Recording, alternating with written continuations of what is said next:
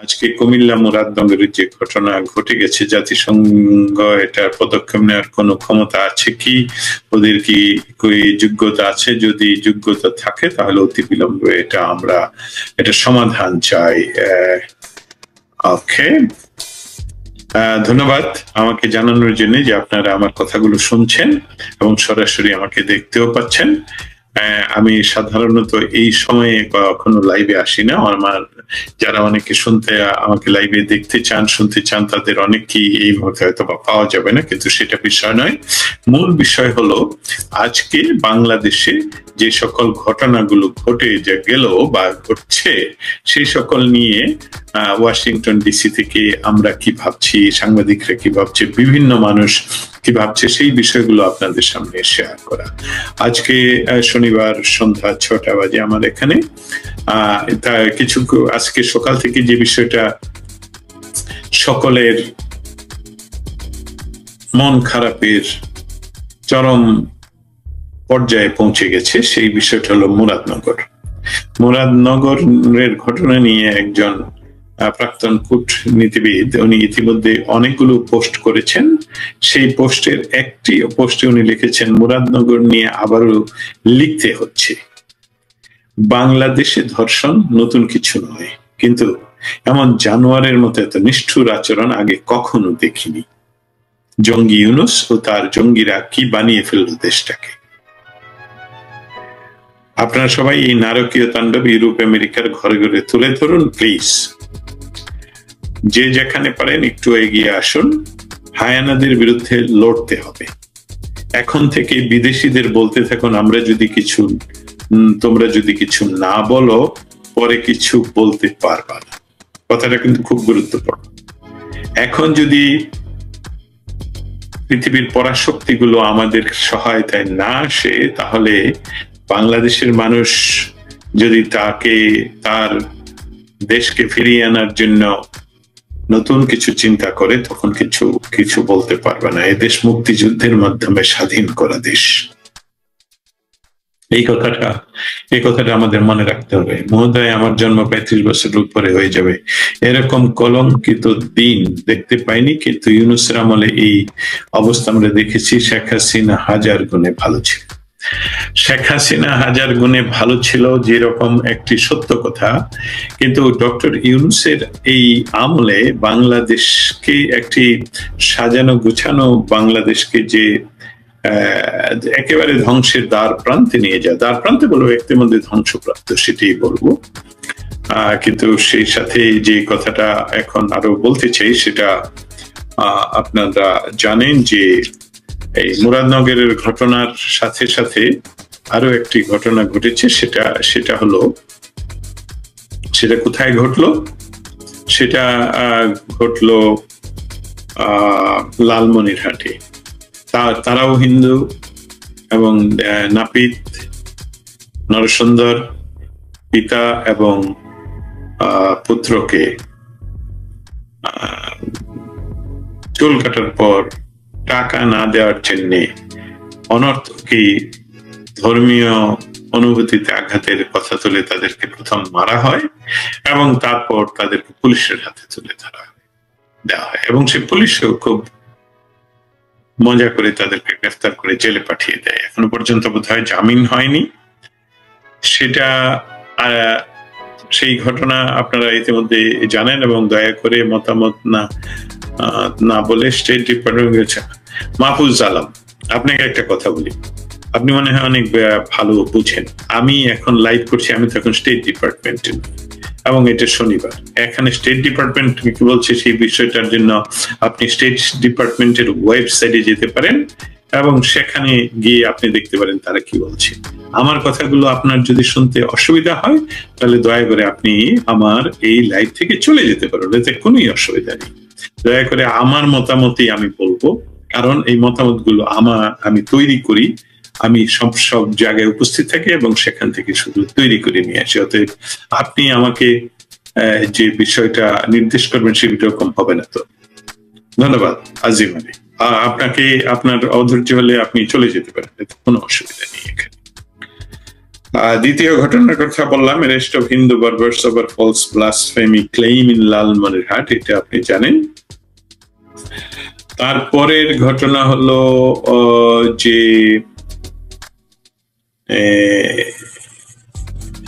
ঢাকায় দুর্গা টেম্পল, খিলক্ষেতের দুর্গা টেম্পলকে ভেঙে দেওয়া হয়। এই তিনটি ঘটনা ঘটলো গত প্রায় 3-4 দিনের ভেতরে, যদি ভুল না করে থাকি। এই 3-4 দিনের ভেতরে এই তিনটি ঘটনা, আমি অহংকারী নই মাহফুজ আলম, আমি অহংকারের কথা বলছি না। আপনি আমাকে নির্দেশ করছেন আমি কি বলবো না বলবো, আমি আমার মতামত বলবো।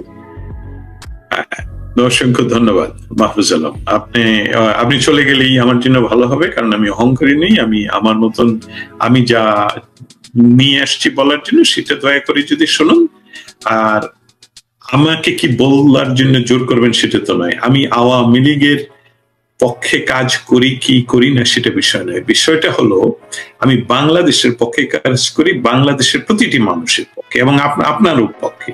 কারণ যে মবের সৃষ্টি হচ্ছে সেটা কিন্তু আপনাকেও আঘাত করবে, আপনার পরিবারকে আঘাত করবে। মাহফুজ আলমকে বলছি, আপনার পারিবারিক ভাবে আপনার হয় আপনার ভাই বোন পাড়া প্রতিবেশী দেখবেন কেউ না কেউ আক্রমণ করতে হবে। ওদের কথাগুলো ধন্যবাদ আপনাকে, এবং আপনার জন্য বলছি যে আজকে উইকেন্ডে স্টেট ডিপার্টমেন্টের ব্রিফিং থাকে না, তারা কি বলছে সেটা তো আমারও জানা নেই, আপনারও জানা নেই। ধন্যবাদ।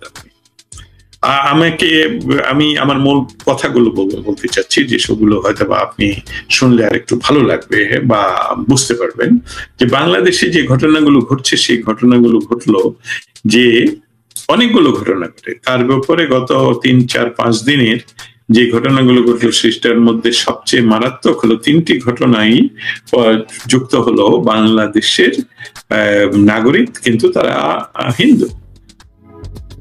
রেপ করা হলো, ভিডিও করা হলো এবং সেটাকে তুলে ধরা হলো সামাজিক মাধ্যমে।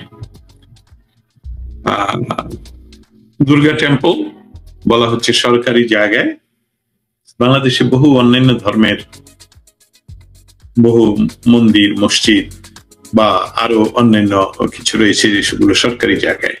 নিশ্চয়ই সরকারি জায়গার পুনরুদ্ধার করার জন্য একটা প্রসিডিউর আছে। সেই প্রসিডিউরটা সে মন্দির এবং মসজিদের যারা তদারকি করেন তাদেরকে নিয়ম মাফিক নোটিশ দেওয়া প্রয়োজন, এবং সেইটার ভেতরে যে দুর্গা টেম্পলের ভিতরে যে মূর্তিগুলো ছিল সেসবগুলো ধর্মপ্রাণ হিন্দু সমাজের তাদের খুব আত্মার সম্পর্ক ওদের সাথে, এবং সেসবগুলো বুলডোজার দিয়ে ভেঙে ফেলা এবং লাইভে দেখানো, এটা কিন্তু তাদের অনেক কষ্ট দিয়েছে, মারাত্মক কষ্ট দিয়েছে। এটা কি বলা হয় ধর্মীয় অনুভূতিতে আঘাত, এবং এর রাষ্ট্রীয় পৃষ্ঠপোষকতায় এই ধর্মীয় অনুভূতির উপর আঘাত হানা হয়েছে।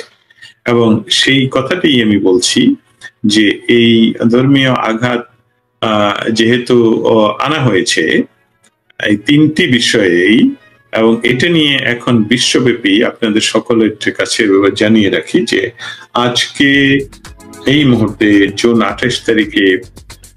28 তারিখ আজকে নিউ ইয়র্ক সিটিতে লোকেশন ডাইভার্সিটি প্লাজা জ্যাকসন হাইটসে এক বিরাট প্রতিবাদ সভা অনুষ্ঠিত হতে যাচ্ছে।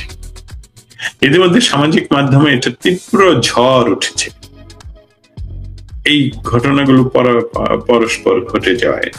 মুরাদনগরের ঘটনায় ডক্টর ইউনূস এবং তারেক রহমানের বক্তব্য জানতে চাই, আমার শুধু এইটুকুই চাওয়া। এটা বলেছেন সিনিয়র সাংবাদিক, যে কানাডা প্রবাসী সিনিয়র সাংবাদিক স্বাগত আলী সাগর। তিনি তার সামাজিক মাধ্যমে এই কথা বলেছেন।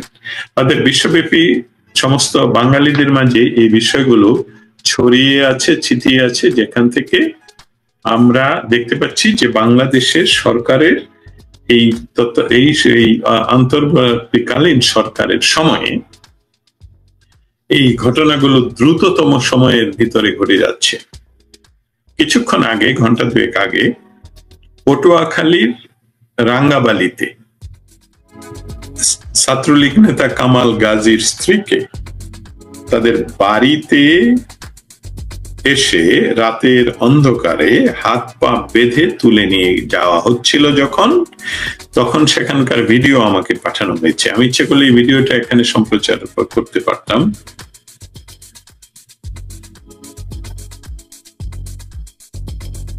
কিন্তু সেই ভিডিওটা সম্প্রচার না করে যে কাজটা করছি, আপনাদের সাথে আমার মতামতটুকু শেয়ার করছি।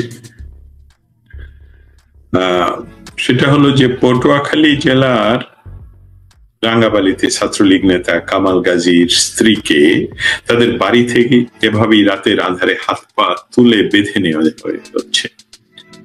ছাত্রলীগ নেতা কালাম গাজী 5ই অগস্ট পরবর্তীতে মামলা এবং হামলার কারণে বাড়িতে আজও পর্যন্ত ফিরতে পারেনি।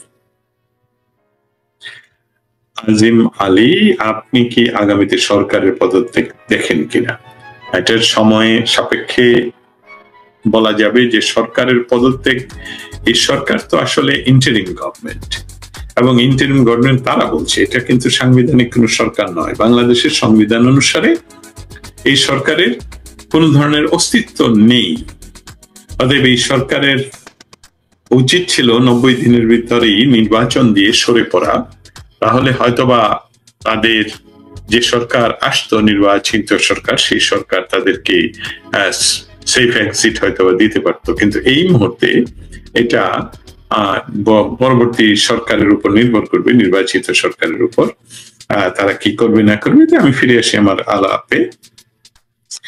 পটুয়াখালী রাঙ্গাবালির কথা বললাম। সেখানে যারা আমার সাথে কথা বলছিলেন তাদের সাথে যখন কথা আমি বলেছিলাম যে আপনারা গ্রামবাসীরা নেমে আসুন এবং গ্রামবাসীরা ধরুন যে এই অত্যাচার আপনারা সহ্য করবেন না। কিন্তু সেখান থেকে বলা হলো, সেই স্থানটুকু বলে দিচ্ছি, পটুয়াখালী জেলা রাঙ্গাবালী উপজেলা মৌডুবি ইউনিয়নের 9 নং ওয়ার্ডে বাংলাদেশ সময় রাত 1টা এই ঘটনা ঘটে। তারা সেখান থেকে আমাকে জানায় যে মানুষের ভেতরে এমন একটা ভয় ঢুকেছে যে কোনো প্রতিবাদ করলেই তার উপরেই বিপদ হবে। তার মাঝে প্রশাসন সম্পূর্ণ নিশ্চুপ, মানুষ বিপদে পড়লে কোথায় যাবে। এই যে অবস্থা বাংলাদেশের, মানুষের মনের ভিতরে একটি বিরাট ভয় ঢুকে গেছে। যে ভয় যে এই বাংলাদেশে এখন হিন্দুদের উপর অত্যাচার, রেপ, মন্দির ভাঙ্গা, আওয়ামী লীগ ট্যাগ দিয়ে তাদের স্ত্রীকে উঠিয়ে নিয়ে যাওয়া পটুয়াখালী রাঙ্গাবালি থেকে, এই সকল এখন প্রতিদিনের ঘটনা। এবং মানুষের মনের ভিতরে তীব্র ভয় যে প্রতিবাদ করলেই তার উপর বিপদ হবে, কারণ প্রশাসন সম্পূর্ণ নিশ্চুপ।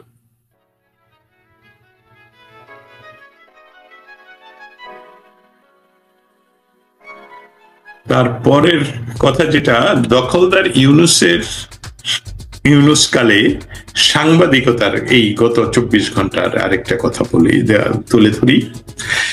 একজন সাংবাদিক, আমার মনে হচ্ছে এটা 24 নামক কোন একটা টেলিভিশন, 24 চ্যানেল, কলিমুল্লাহ মুরাদনগর উলঙ্গ এবং বাংলাদেশ এবং মব কিং, এটা তো আমরা ইতিমধ্যে এটা নিয়ে আলাপ করলাম। দখলদার ইউনুস কালে সাংবাদিকতার কি নমুনা, সেটা আজকে দেখা গিয়েছে চ্যানেল 24। সেখানে একজন সাংবাদিক তার মাইক তুলে ধরেন, যারা আজকে দোলযাত্রায় ছিলেন, প্রশ্ন করেন। যিনি উত্তর দিচ্ছিলেন তিনি উত্তরে বলছিলেন যে তাদের যে দুরবস্থা তার কথা তুলে ধরাতেই সাংবাদিক আসলে সন্ত্রস্ত অবস্থায় সে সেখান থেকে মাইকটি সরাই নেয়। নট অনলি সে, এমনকি যিনি উপস্থাপনা করছিলেন তিনিও দ্রুততম সময়ে তার রিপোর্টারকে ধন্যবাদ দিয়ে সেই প্রসঙ্গ পাল্টিয়ে ফেলেন, অন্য কথায় চলে যান। অতএব বিষয়টা হলো, আজকে সাবেক সেনা অফিসারকে কুপানো হয়েছে, সেটা নিয়ে কিছু বলেন। এই ভিডিওটাও আমার কাছে আছে, আমাদের কাছে আছে, এবং এখন দেখতে পাচ্ছেন যে প্রত্যেক মুহূর্তে বাংলাদেশের মানুষের নিরাপত্তাহীনতার ভিতর দিয়ে যাচ্ছে। এবং দখলদার ইউনুস কালে সাংবাদিকতা, যেখানে প্রশ্ন করার স্বাধীনতা নেই, জবাব শোনার নেই, এই সাংবাদিক হিন্দু নারীকে লাইভ সম্প্রচারে মাইক্রোফোন ধরেছিল কেন? সম্ভবত সে আশা করেছিল নারীটি বলবে ইউনূস স্যারের অসাম্প্রদায়িক বাংলাদেশে আমরা চমৎকার পরিবেশে পূজা পালন করছি ইত্যাদি ইত্যাদি। কিন্তু যেটা ঘটলো সেটা ঘটলো তার বিপরীত। যেই মুহূর্তে নারীটি একটু ভিন্ন সুরে কথা বলা শুরু করলো, অর্থাৎ ইউনূস গংদের সাজানো চিত্রের বাইরে কোনো বাস্তবতা ফুটে উঠতে শুরু করলো, সঙ্গে সঙ্গে সেই সাংবাদিক তড়িঘড়ি করে মাইক টেনে নিল। এই ঘটনার সময় রিপোর্টার শুধু নয়, সঞ্চালকও ভয়ে কম্পমান।